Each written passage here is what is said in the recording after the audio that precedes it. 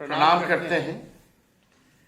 और आज बड़ी पीड़ा हुई जिस प्रकार से पुलिस ने 70वें बीपीएससी परीक्षा के जितने भी हमारे साथी थे, अभ्यर्थी थे, जिस प्रकार से उनको पीटा गया, लाठी चार्ज कराया गया, कई लोगों जो हैं बुरी तरीके से घायल हैं, पानी का बौछार किया गया इस ठंड के माहौल में,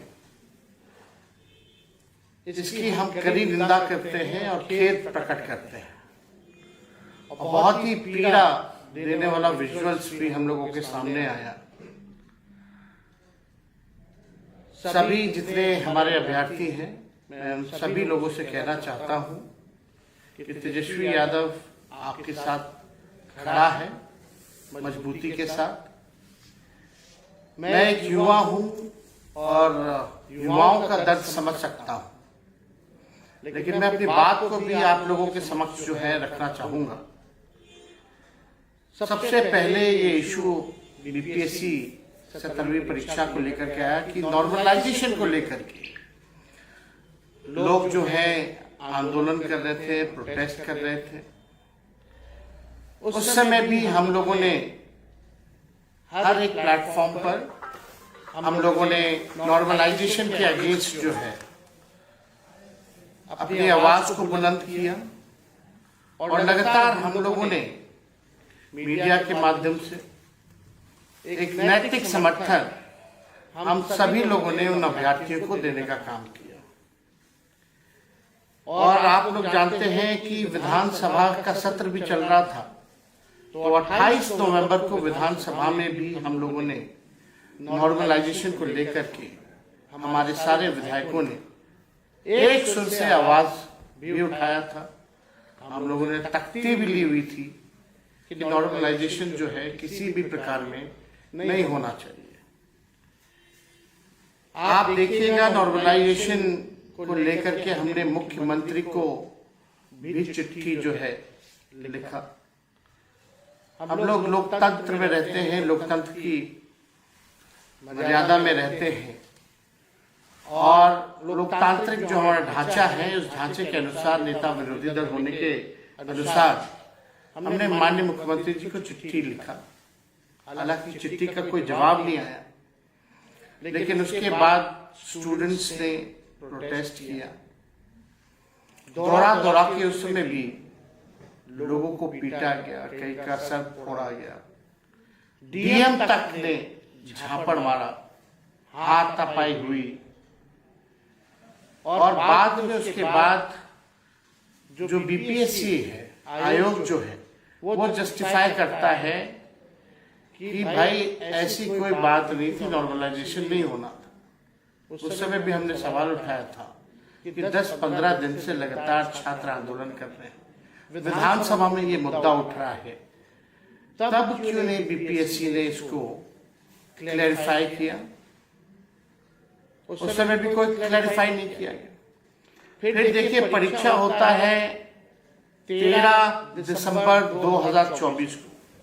जब परीक्षा हो रहा था तो कई स्टूडेंट्स ने हमसे भी संपर्क किया परीक्षा के बाद कि पेपर लीक के मामले आ रहे हैं, कई सेंटरों में जो है पेपर टाइमली नहीं दिया गया, कई जगह जो है जो सील्ड क्वेश्चन पेपर होता है वो सील्ड नहीं था, पहले से ही टीचर्सों के पास जो है वो क्वेश्चन पेपर पहले से ही मिला हुआ था।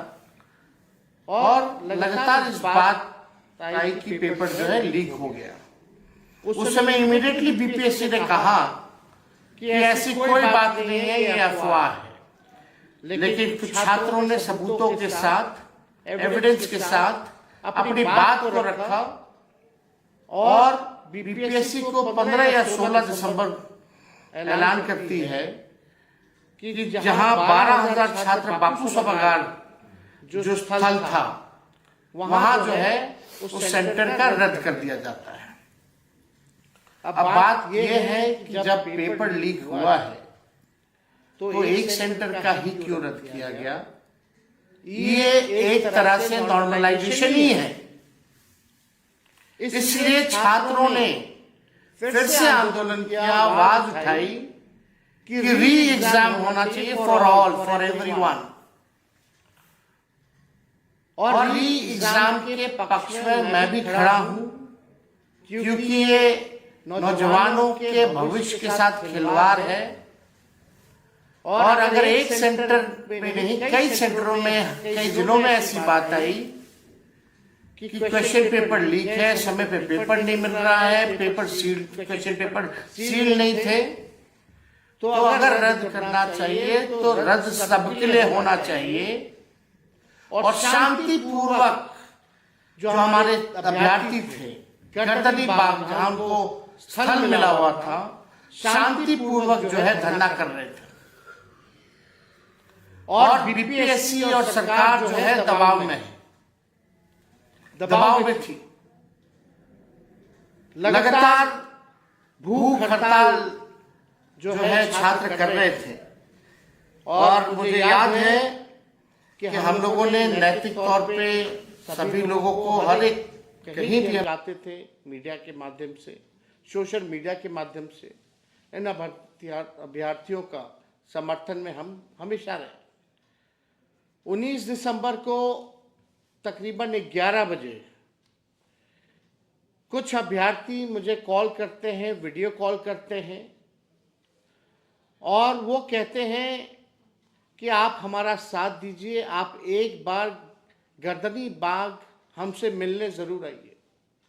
19 तारीख को हम कटिहार में थे और हमने रात की ट्रेन पकड़ी और रात में ही हम जो है कटिहार से पटना पहुँचे। और पटना पहुँचते ही हम गर्दनी बाग सीधे गए, उन अभ्यर्थियों की समस्याओं को जाना और हमने अपना समर्थन, नैतिक समर्थन, पूरा समर्थन जो है उनको दिया। पहले छात्र कहते थे कि कोई राजनीतिक रूप से ये आंदोलन नहीं होना चाहिए, राजनीति के लोगों को नहीं आना चाहिए, लेकिन कई लोगों ने मुझे बुलाया और एक राजनीतिक के हैसियत से नहीं बल्कि एक युवा होने के नाते हम वहाँ पहुँचे, लोगों की पीड़ा को हमने सुना, उनका हम पूरा समर्थन हम लोगों ने किया। और उसके बाद आप देखिएगा 22 दिसंबर को फिर से 21 की रात में हम मिले अभ्यर्थियों से और 22 दिसंबर को हमने पुनः मुख्यमंत्री जी को चिट्ठी लिखा कि री एग्जामिनेशन जो है होना चाहिए। और जो भी छात्रों ने हमको बताया था उन सारी बिंदु, जितने भी इश्यूज थे, उसको हमने अपने चिट्ठी में जोड़ करके माननीय मुख्यमंत्री जी को लिखा, लेकिन माननीय मुख्यमंत्री जी का कोई जवाब नहीं आया। आप देखिएगा 11 दिन से लगातार जो शांतिपूर्वक जो तरीके से गर्दनी बाग में जितने छात्र छात्राएं धरना दे रहे थे, वो लगातार सरकार और आयोग जो दबाव में थी।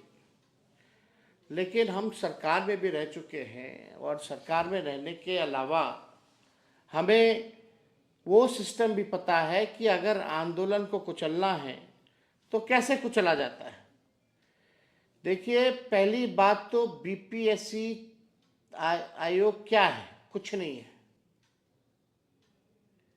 जो है केवल मुख्यमंत्री नीतीश कुमार जी हैं। ये बात हम सब लोगों को समझना पड़ेगा, क्लैरिफाई होना पड़ेगा। आयोग कुछ नहीं है। आयोग के चेयरमैन को किसने बनाया? मुख्यमंत्री ने बनाया, नीतीश कुमार जी ने बनाया। रिटायर्ड अधिकारी हैं, उनको बनाया गया है। और मुख्यमंत्री जी अगर चाहें तो 2 मिनट में आयोग के चेयरमैन को बदल सकते हैं, कोई बड़ी बात नहीं है। लेकिन ये स्पष्ट हो गई कि होम डिपार्टमेंट भी मुख्यमंत्री के पास है और बीपीएससी का कंट्रोल भी, बीपीएससी का चेयरमैन बनाने का पावर भी मुख्यमंत्री के पास है। लेकिन मुख्यमंत्री बीपीएससी के आयोग जो चेयरमैन हैं उनको बदलना नहीं चाहते हैं, यह स्पष्ट है।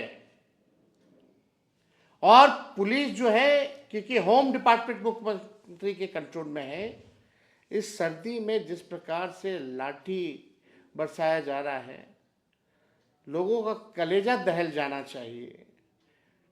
अगर उनके बच्चे होते, उनके भाई होते, उनके बेटे होते, किसी अधिकारी के बच्चे होते इसमें, तो वो लोग क्या करते? कोई नेता का बेटा होता तो वो लोग क्या करता? आज कलेजा जो है दहल गया वीडियो देख करके, जिस हिसाब से पुलिस के लोगों ने माननीय मुख्यमंत्री जी के इशारे पे पिटाई की गई। और आप सब लोगों को हम बताना चाहेंगे कि जो शांतिपूर्ण तरीके से जो धरना था, जो भूख हड़ताल थी, उसकी ताकत कुछ और थी। इस बीपीएससी के आंदोलन को कुछ लोगों ने गुमराह करने की कोशिश की है। हम भी चाहते तो आप लोगों को बोलते आओ गांधी मैदान, अपने एक कॉल पे 5 लाख लोगों को हम बुला देते, लेकिन उसका हल नहीं निकलना था। जो भूख हड़ताल और शांतिपूर्ण ढंग से जो हड़ताल हो रही थी, उससे बीपीएससी भी कांप रहा था और सरकार भी हिली हुई थी। लेकिन सरकार ने नया फॉर्मूला निकाला कि सरकार की बी टीम, बीजेपी की बी टीम, कुछ जो राजनीतिक दुकानदारी करते हैं, उन लोगों को आगे खड़ा किया गया और गांधी मैदान आंदोलन को ले जाना पड़ा। और जब पिटाई हो रही थी तो कुछ लोग कह रहे थे कि हम सबसे आगे खड़े रहेंगे, सबसे पहले वही भाग खड़े हुए। यह आंदोलन को खत्म करने की साजिश है।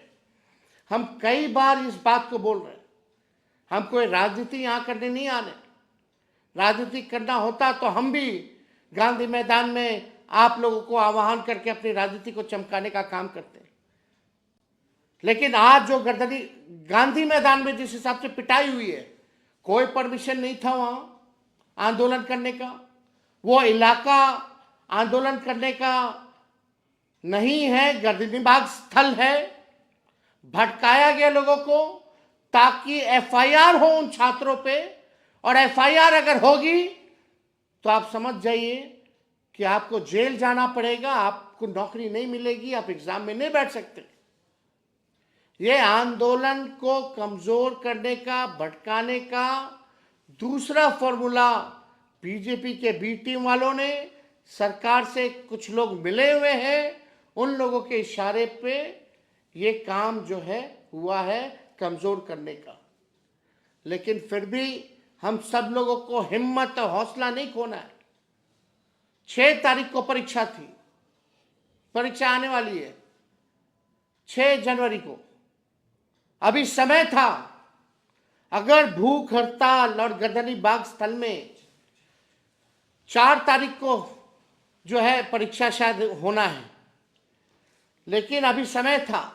अगर भूख हड़ताल और आपका धरना गर्दनीबाग में होता तो मुझे पूरा विश्वास है कि सरकार जो है झुकती, मुख्यमंत्री को कोई ना कोई एक्शन लेना पड़ता।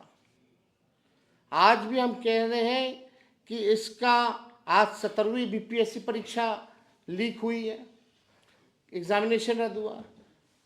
आगे भविष्य में और भी परीक्षा होगी, होती रहेगी।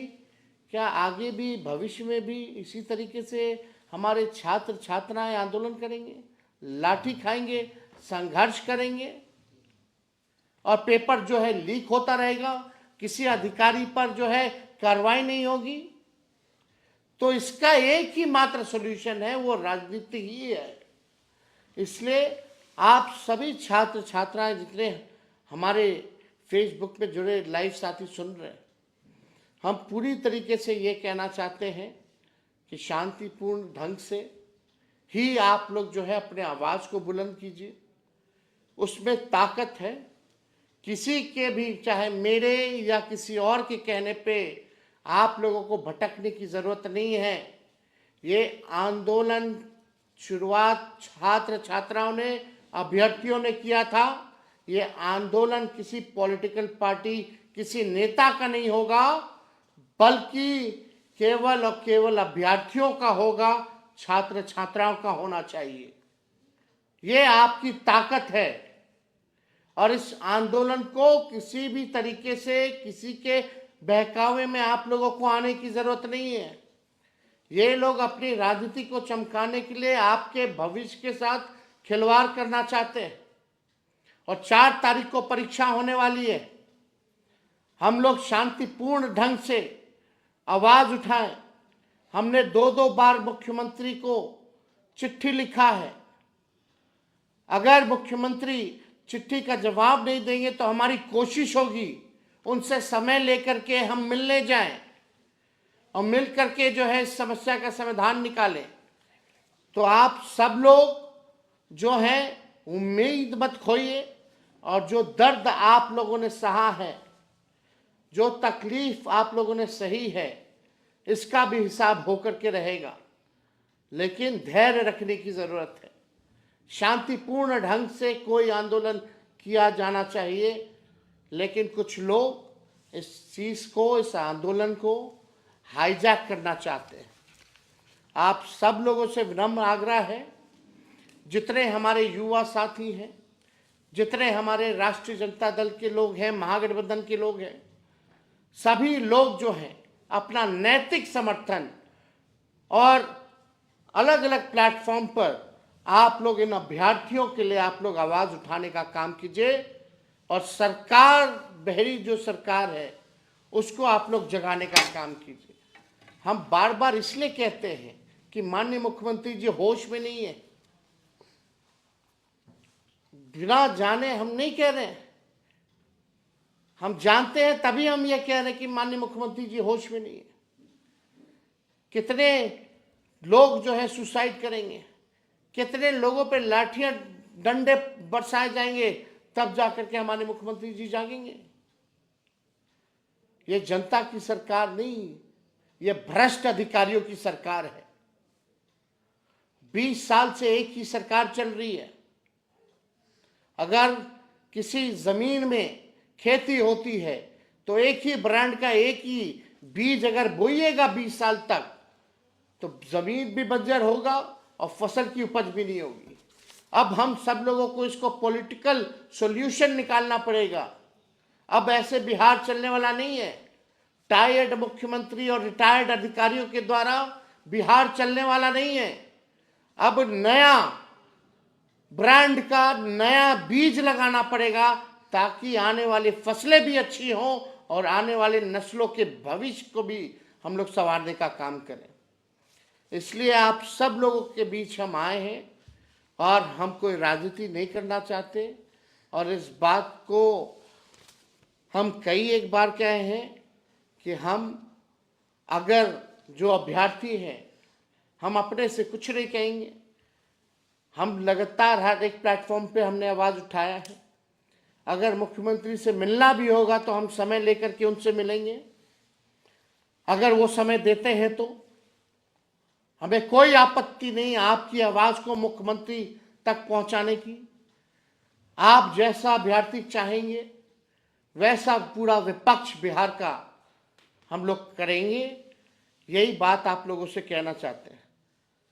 सरकार ना भूले कि ये जेपी की क्रांति की भूमि है, और इसी के उपज माननीय मुख्यमंत्री जी भी रहे, हमारे पिता छात्र नेता रहे, नीतीश जी ने भी आंदोलन किया।